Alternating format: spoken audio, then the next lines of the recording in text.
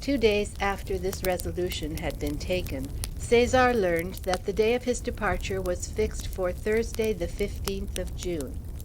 At the same time he received an invitation from his mother to come to supper with her on the 14th. This was a farewell repast given in his honor. Michelotto received orders to be in readiness at 11 o'clock at night. The table was set in the open air in a magnificent vineyard, a property of Rosa Venozza's, in the neighborhood of San Piero in Vinculus. The guests were Cæsar Borgia, the hero of the occasion, the Duke of Gandia, the Prince of Squillace, Donna Sancha, his wife, the Cardinal of Montereale, Francesco Borgia, son of Calixtus III, Don Rodrigo Borgia, captain of the Apostolic Palace, Don Goffredo, brother of the Cardinal, Gian Borgia, at that time the ambassador at Perugia, and lastly Don Alfonso Borgia, the Pope's nephew. The whole family, therefore, was present except Lucrezia, who was still in retreat and would not come. The repast was magnificent. Cæsar was quite as cheerful as usual, and the Duke of Gandia seemed more joyous than he had ever been before. In the middle of supper a man in a mask brought him a letter. The Duke unfastened it, coloring up with pleasure, and when he had read it, answered in these words, "I will come." Then he quickly hid the letter in the pocket of his doublet, but quick as he was to conceal it from every eye, Cæsar had had time to cast a glance that way, and he fancied he recognized the handwriting of his sister Lucrezia. Meanwhile the messenger had gone off with his answer, no one but Cæsar paying the slightest attention to him, for at that period it was the custom for messages to be conveyed by men in domino, or by women whose faces were concealed by a veil. At 10 o'clock they rose from the table, and, as the air was sweet and mild, they walked about a while under the magnificent pine trees that shaded the house of Rosa Venozza, while Cæsar never for an instant let his brother out of his sight. At 11 o'clock the Duke of Gandia bade good night to his mother. Cæsar at once followed suit, alleging his desire to go to the Vatican to bid farewell to the Pope, as he would not be able to fulfill this duty on the morrow, his departure being fixed at daybreak. This pretext was all the more plausible, since the Pope was in the habit of sitting up every night till 2 or 3 o'clock in the morning. The two brothers went out together, mounted their horses, which were waiting for them at the door, and rode side by side as far as the Palazzo Borgia, the present home of Cardinal Ascanio Sforza, who had taken it as a gift from Alexander the night before his election to the papacy.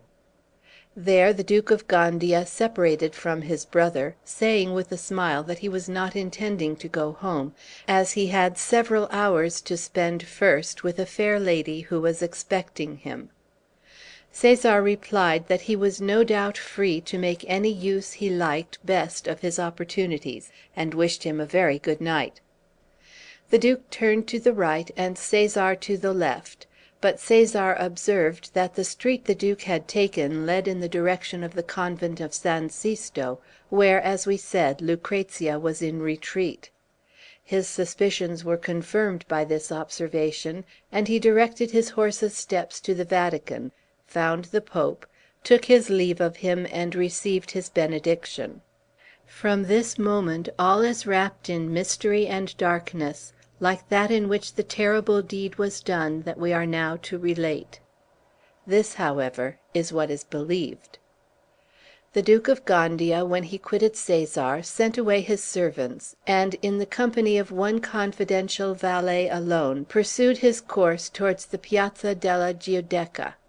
There he found the same man in a mask who had come to speak to him at supper, and, forbidding his valet to follow any farther, he bade him wait on the piazza where they then stood, promising to be on his way back in 2 hours' time at latest, and to take him up as he passed. And at the appointed hour the Duke reappeared, took leave this time of the man in the mask, and retraced his steps towards his palace. But scarcely had he turned the corner of the Jewish Ghetto, when 4 men on foot, led by a fifth who was on horseback, flung themselves upon him. Thinking they were thieves, or else that he was the victim of some mistake, the Duke of Gandia mentioned his name; but instead of the name checking the murderers' daggers, their strokes were redoubled, and the Duke very soon fell dead, his valet dying beside him. Then the man on horseback, who had watched the assassination with no sign of emotion, backed his horse towards the dead body. The four murderers lifted the corpse across the crupper, and, walking side by side to support it, then made their way down the lane that leads to the church of Santa Maria in Monticelli. The wretched valet they left for dead upon the pavement. But he, after a lapse of a few seconds, regained some small strength, and his groans were heard by the inhabitants of a poor little house hard by. They came and picked him up, and laid him upon a bed, where he died almost at once, unable to give any evidence as to the assassins, or any details of the murder. All night the Duke was expected home, and all the next morning. Then expectation was turned into fear, and fear at last into deadly terror. The Pope was approached, and told that the Duke of Gandia had never come back to his palace since he left his mother's house. But Alexander tried to deceive himself all through the rest of the day, hoping that his son might have been surprised by the coming of daylight in the midst of an amorous adventure, and was waiting till the next night to get away in that darkness which had aided his coming thither. But the night, like the day, passed, and brought no news.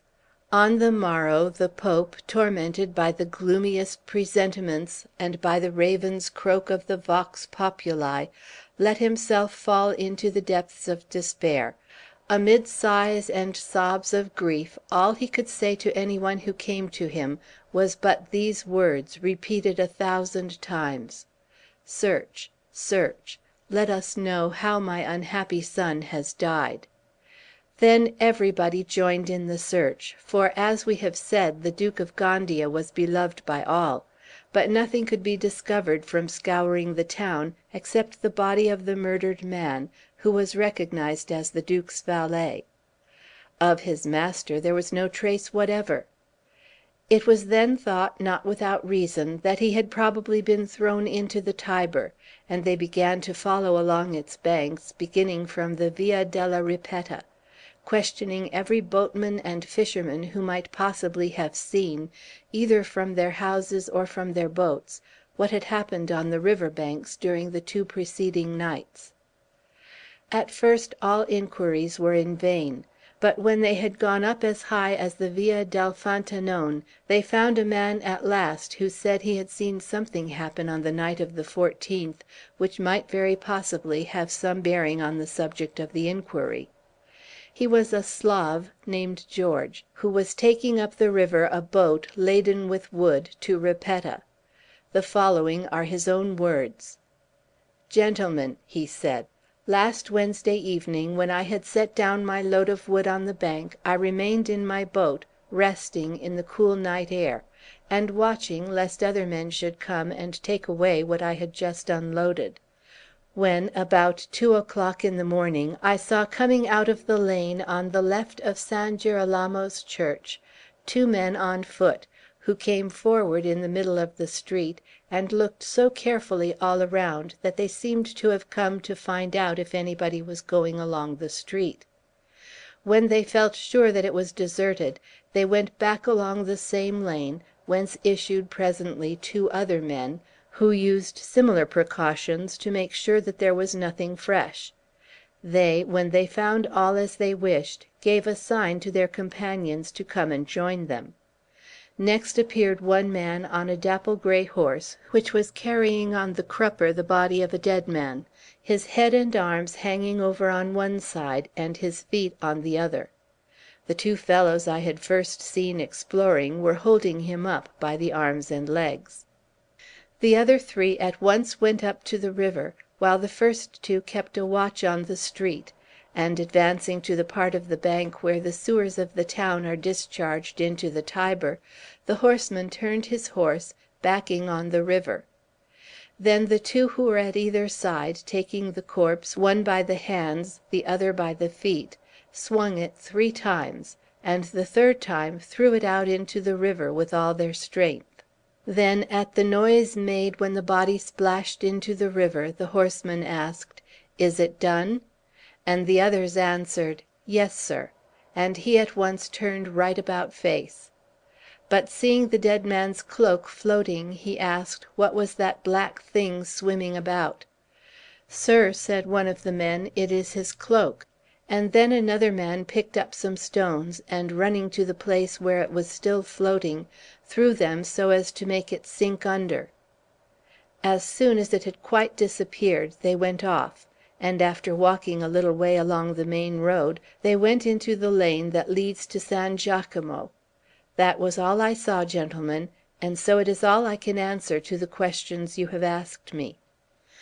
At these words, which robbed of all hope any who might yet entertain it, one of the Pope's servants asked the Slav why, when he was witness of such a deed, he had not gone to denounce it to the Governor. But the Slav replied that, since he had exercised his present trade on the river side, he had seen dead men thrown into the Tiber in the same way 100 times, and had never heard that anybody had been troubled about them. So he supposed it would be the same with this corpse as the others, and had never imagined it was his duty to speak of it, not thinking it would be any more important than it had been before. Acting on this intelligence, the servants of his Holiness summoned at once all boatmen and fishermen who were accustomed to go up and down the river; and, as a large reward was promised to any one who should find the Duke's body, there were soon more than 100 ready for the job; so that before the evening of the same day, which was Friday, 2 men were drawn out of the water, of whom one was instantly recognized as the hapless Duke. At the very first glance at the body there could be no doubt as to the cause of death. It was pierced with 9 wounds, the chief one in the throat, whose artery was cut. The clothing had not been touched. His doublet and cloak were there, his gloves in his waistband, gold in his purse. The Duke, then, must have been assassinated, not for gain, but for revenge. The ship which carried the corpse went up the Tiber to the Castello Sant' Angelo, where it was set down. At once the magnificent dress was fetched from the Duke's palace, which he had worn on the day of the procession, and he was clothed in it once more. Beside him were placed the insignia of the generalship of the Church. Thus he lay in state all day, but his father, in his despair, had not the courage to come and look at him. At last, when night had fallen, his most trusty and honored servants carried the body to the Church of the Madonna del Popolo, with all the pomp and ceremony that Church and State combined could devise for the funeral of the son of the Pope. Meantime, the blood-stained hands of Caesar Borgia were placing a royal crown upon the head of Frederick of Aragon. This blow had pierced Alexander's heart very deeply. As at first he did not know on whom his suspicions should fall, he gave the strictest orders for the pursuit of the murderers. But little by little the infamous truth was forced upon him. He saw that the blow which struck at his house came from that very house itself, and then his despair was changed to madness. He ran through the rooms of the Vatican like a maniac, and entering the consistory with torn garments and ashes on his head, he sobbingly avowed all the errors of his past life, owning that the disaster that struck his offspring through his offspring was a just chastisement from God. Then he retired to a secret dark chamber of the palace, and there shut himself up, declaring his resolve to die of starvation. And indeed, for more than 60 hours he took no nourishment by day nor rest by night, making no answer to those who knocked at his door to bring him food, except with the wailings of a woman, or a roar as of a wounded lion. Even the beautiful Julia Farnese, his new mistress, could not move him at all, and was obliged to go and seek Lucrezia, that daughter doubly loved, to conquer his deadly resolve. Lucrezia came out from the retreat where she was weeping for the Duke of Gandia, that she might console her father. At her voice the door did really open, and it was only then that the Duke of Segovia, who had been kneeling almost a whole day at the threshold, begging his Holiness to take heart, could enter with servants bearing wine and food. The Pope remained alone with Lucrezia for 3 days and nights.